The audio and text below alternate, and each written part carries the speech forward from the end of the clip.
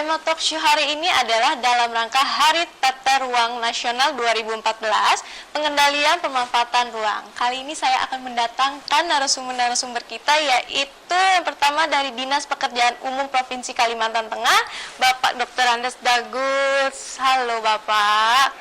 Nah, dan satu lagi ada dari akademisi, yaitu Bapak Wijanarka. Halo Pak. Dan dari pemerhati pemerkosaan Kalimantan Tengah, yaitu Bapak Eko Rudi Hardono. Halo Bapak, sehat ini semuanya Pak? Sehat. Alhamdulillah. Oke, sebelum itu saya akan bertanya dulu kepada Bapak Dagut ya Pak ya. Nah, bila dikaitkan nih Pak dengan tema Hari Tata Ruang Nasional 2014, peran pengendalian pemanfaatan ruang seperti apa sih yang ingin diwujudkan? Ya, jadi peran pengendalian tata ruang di Provinsi Kalimantan Tengah, yaitu mengenai pengendalian dan pemanfaatan ruang. Nah, kita berharap dengan tema ini, maka peran itu bukan hanya berada di pemerintah, tetapi kita akan ke tokoh adat, sehingga mereka dapat memahami, dapat mengerti bahwa pemanfaatan tata ruang itu bukan hanya tanggung jawab pemerintah, tapi juga merupakan tanggung jawab mereka. Sehingga pemanfaatan ruang ada di pundak mereka, sehingga mereka juga dapat bersama-sama dengan pemerintah untuk pengendalian dan pemanfaatan tata ruang. Dan tata ruang itu tersendiri gitu ya. Oke. Dan terkait dengan pengendalian pemanfaatan ruang nih Pak, apa kira-kira misi khusus dari tema ini Pak?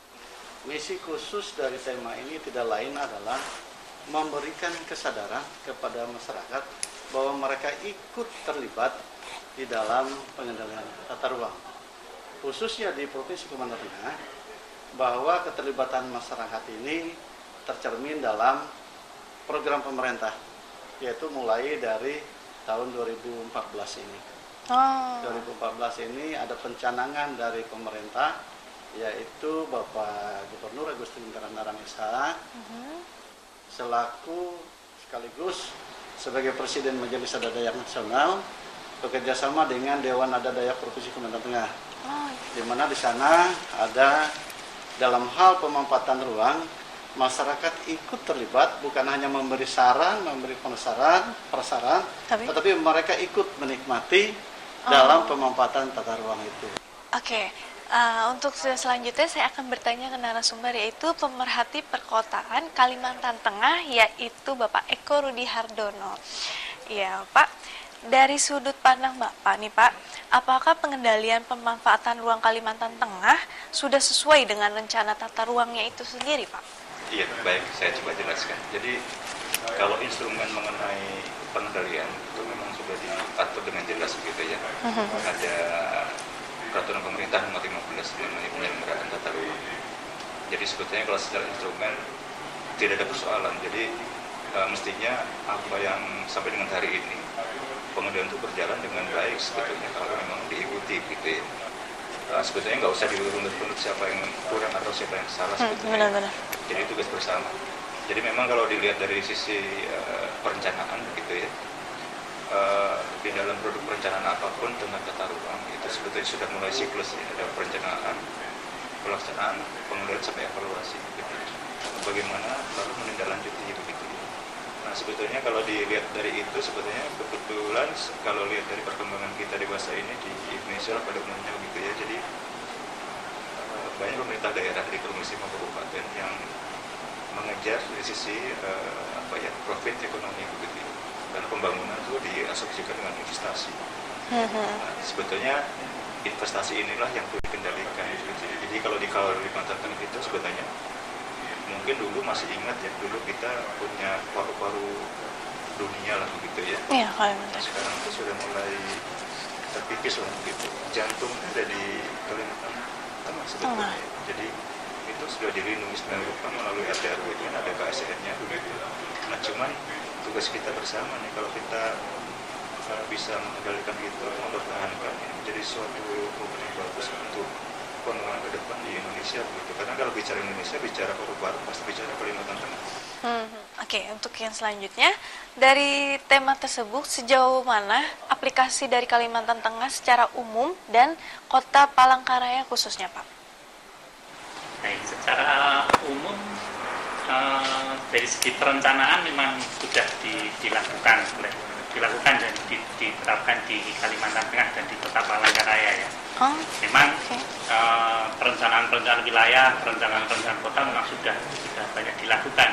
Seperti tadi Pak Rudi, memang perencanaannya itu sudah sangat bagus lah dia sesuai dengan standar umum. Ya. Nah, cuman masalahnya bicara tentang Kalimantan Tengah itu kan lain dengan bicara dengan kota-kota di Jawa itu ya. Iya, betul. Kadang ada perencanaan yang mengadopsi dari Jawa gitu. Sementara di Kalimantan Tengah itu kan antara hilir, tengah dan hulu itu beda karakter. Jadi itu perlu muatan-muatan lokal dan karakter-karakter lokal yang harus diterapkan juga. Yang mungkin itu belum banyak digalinya. Di sisi lain juga pemerintah juga harus sering-sering sosialisasi terbuka di masyarakatnya itu akan dengan mudah mengakses di situ tuh zoning regulasinya seperti apa, yang boleh dibangun seperti apa, apakah saya bangun ini boleh, itu semua harus dipermudah aksesnya. Itu mungkin perlu peningkatan.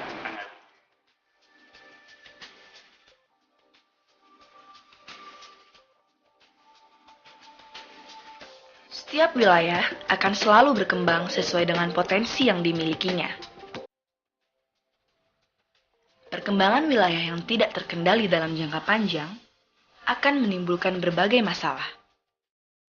Masalah yang timbul antara lain, kesenjangan perkembangan wilayah yang tinggi, tidak optimumnya distribusi investasi, maupun ketidakmerataan pengembangan infrastruktur wilayah. Untuk itu, diperlukan perangkat untuk mengarahkan perkembangan pembangunan dalam bentuk rencana tata ruang wilayah. Berbagai program pembangunan yang dilaksanakan oleh pemerintah, swasta, maupun masyarakat harus mengacu pada arahan pemanfaatan ruang, sehingga ruang yang terbatas dapat dimanfaatkan secara optimum. Pembangunan yang dilaksanakan tidak lepas dari tantangan, yang salah satunya karena berbagai permasalahan pembangunan perkotaan yang semakin kompleks, termasuk di dalamnya pelayanan infrastruktur dan manajemen ruang kota. Terbatasnya sumber daya dan pembiayaan menyebabkan aspek pengendalian yang menjadi bagian dari aspek pelaksanaan penataan ruang merupakan instrumen penting dan strategis untuk mewujudkan tertib tata ruang. Pengendalian penataan ruang dimaksudkan agar pembangunan yang dilakukan betul-betul sesuai dengan rencana tata ruang, sehingga dapat mereduksi dampak negatif terhadap lingkungan hidup dan mewujudkan ruang yang nyaman, aman, produktif, dan berkelanjutan. Kebijakan penataan ruang wilayah Provinsi Kalimantan Tengah meliputi kebijakan pengembangan struktur ruang dan kebijakan pengembangan pola ruang. Sedangkan kebijakan pengembangan struktur ruang meliputi peningkatan akses pelayanan perkotaan dan pusat pertumbuhan ekonomi wilayah yang merata dan berhierarki, serta peningkatan kualitas dan jangkauan pelayanan jaringan prasarana transportasi, telekomunikasi, energi, dan sumber daya air yang terpadu dan merata di seluruh wilayah. Kebijakan umum pengembangan tata ruang Provinsi Kalimantan Tengah tersebut mencakup pembangunan dan pengembangan struktur ruang diarahkan guna meningkatkan interaksi antar kota dan interaksi antar simpul-simpul pusat pengembangan wilayah. Peningkatan interaksi dan aksesibilitas guna mendukung terciptanya sistem kota-kota yang saling menguatkan antar pusat-pusat kegiatan. Peningkatan aksesibilitas perkotaan dan pusat-pusat pertumbuhan ekonomi wilayah darat maupun laut dan pulau-pulau kecil secara merata dan hierarkis.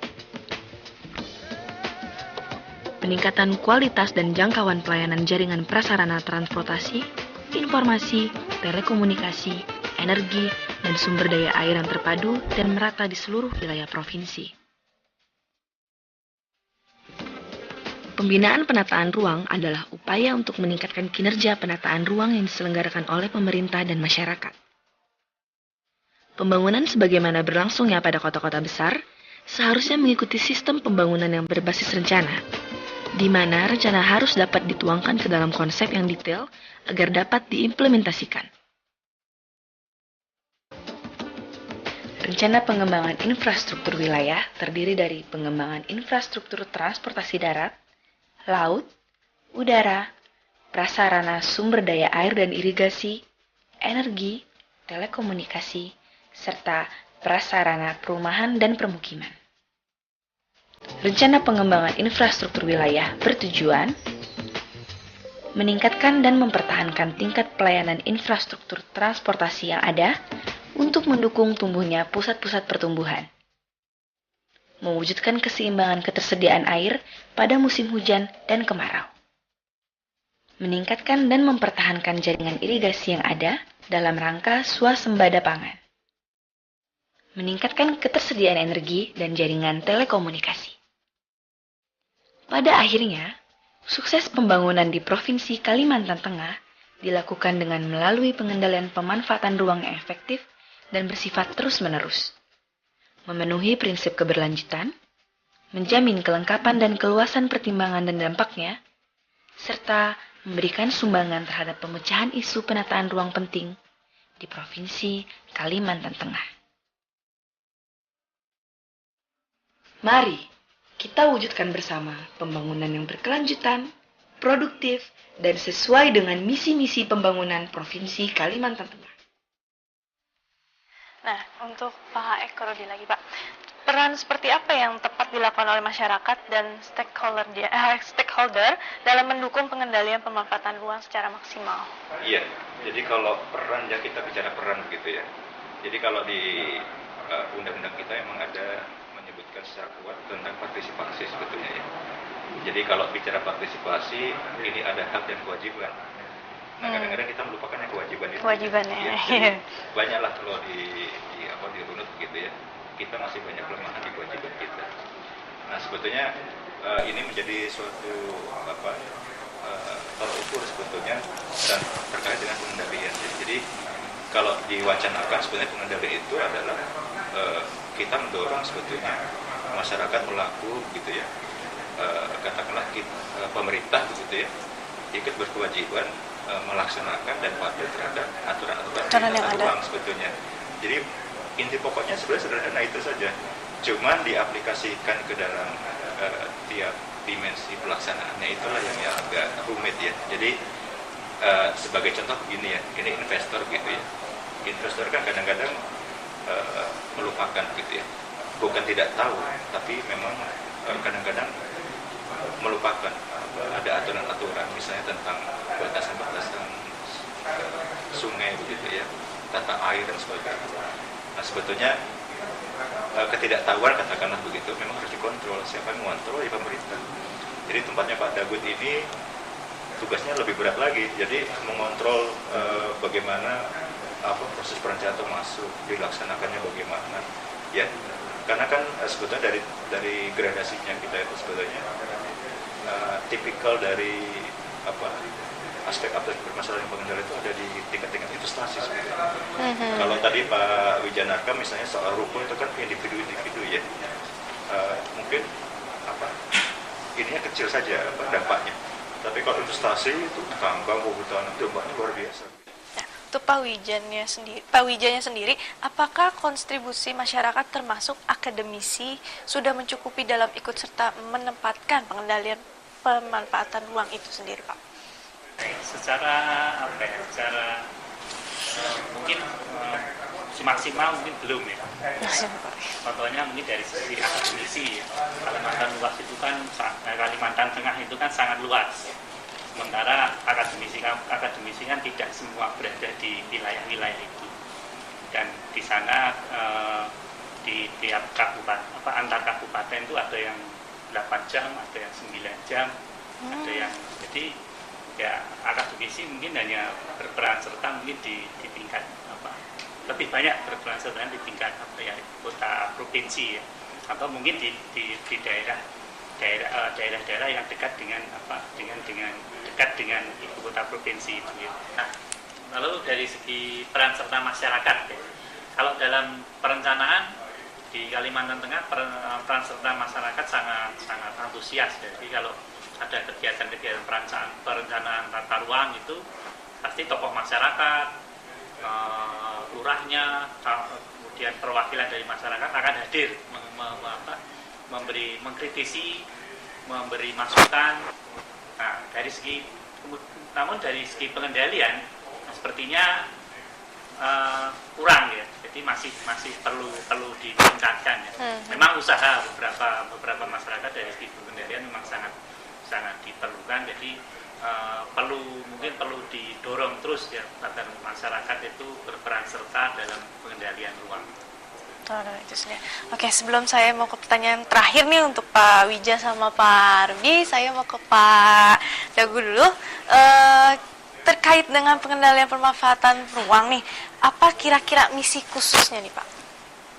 Misi khusus itu tidak ada lain adalah untuk menyadarkan atau membangunkan kesadaran masyarakat supaya memang masyarakat merasa terlibat di dalam pengendalian dan pemanfaatan tata ruang, pemanfaatan ruang mulai dari saat sekarang. Kalau kemarin mungkin mereka tidak terlalu perhatian, tidak terlalu ikut serta di dalam bertanggung jawab di dalam pemanfaatan ruang, terus sekarang tanggung jawab itu adalah di dalam pundak mereka juga ada di pundak mereka. Nah, saya sepakat tadi dengan Pak Rudy juga dengan Pak Wijanarka, secara umum di Provinsi Kalimantan Tengah itu barangkali masih banyak kendala, tapi khusus di kota-kota itu sudah tidak terlalu banyak kendala. Nah, kalau di daerah-daerah khusus dengan investor, nah ini barangkali yang banyak kendala. Oleh sebab itu maka peran tokoh-tokoh masyarakat, tokoh-tokoh adat itu yang lebih dimaksimalkan. Nah, kembali lagi saya tegaskan, memang ada kebijakan yang dicanangkan oleh pemerintah provinsi bahwa setiap kepala keluarga di Kalimantan Tengah, khusus di desa-desa pedesaan, pedalaman, itu akan diberikan ruang kelola masyarakat adat, yaitu sebesar 5 hektar per KK. Ini artinya adalah supaya nanti mereka ikut serta dalam tata ruang untuk wilayah-wilayah mereka, supaya nanti ada kontrol dari mereka terhadap investor-investor yang besar ini. Dan pemberian sertifikat gratis ini sejalan dengan program presiden kita yang sekarang, yaitu Pak Jokowi, baru-baru ini mencanangkan, menginstruksikan kepada Menteri Agraria dan Tata Ruang agar memberikan sertifikat gratis untuk masyarakat kurang mampu dan masyarakat adat. Nah, sehingga di sejalan ini. Artinya itu adalah untuk meningkatkan kesejahteraan masyarakat kita. Kalau mereka meningkat sejahteranya, meningkat taraf hidupnya, bisa mempertahankan harkat martabatnya, maka NKRI kita ini bisa NKRI yang lebih kuat, lebih bermartabat. Itu yang bisa kita sampaikan. Jo. Apa? Aku naik jabatan 1 dulu sementara nak bantu bapak aku. Nama foto. Bapak aku kan kerja ke jabatan 1 Barelang. Oh, kan boleh ikut? Bolehlah, jah. Nama aku Jody. Aku tinggal di Pulau Panjang Barat, Kelurahan Setoko, Kecamatan Bulang Batam. Aku punya mimpi menjadi fotografer yang hebat agar dapat membantu bapakku dan bisa keliling dunia. Alangkah indahnya andai suatu saat nanti aku bisa mewujudkan impianku itu. Hidup harus punya mimpi. Saya akan terus bermimpi agar selalu semangat menjalani hidup ini.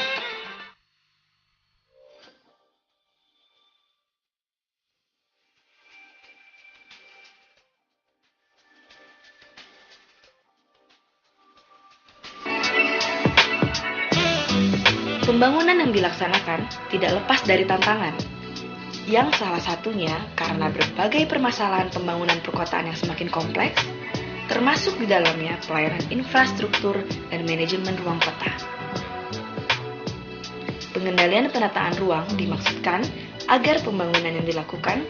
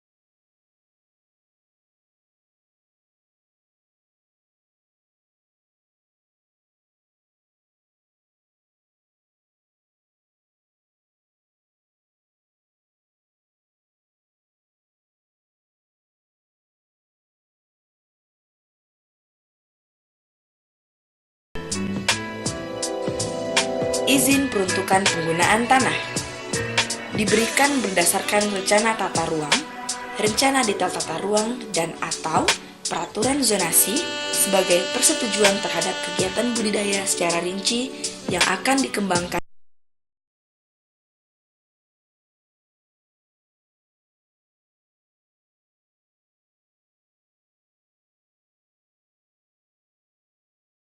tata ruang, rencana detail tata ruang, peraturan zonasi, dan persyaratan teknis lainnya.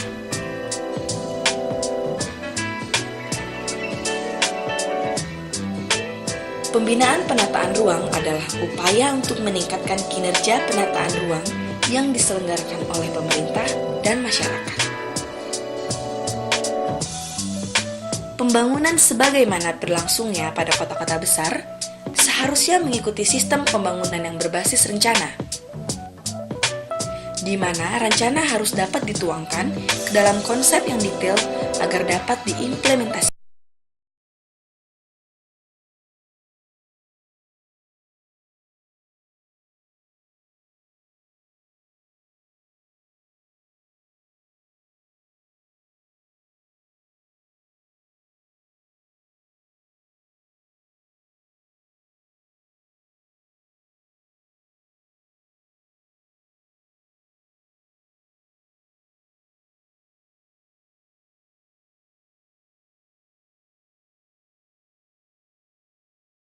Oke, untuk pertanyaan terakhir saya akan bertanya kepada Dr. Andes Dagut ya.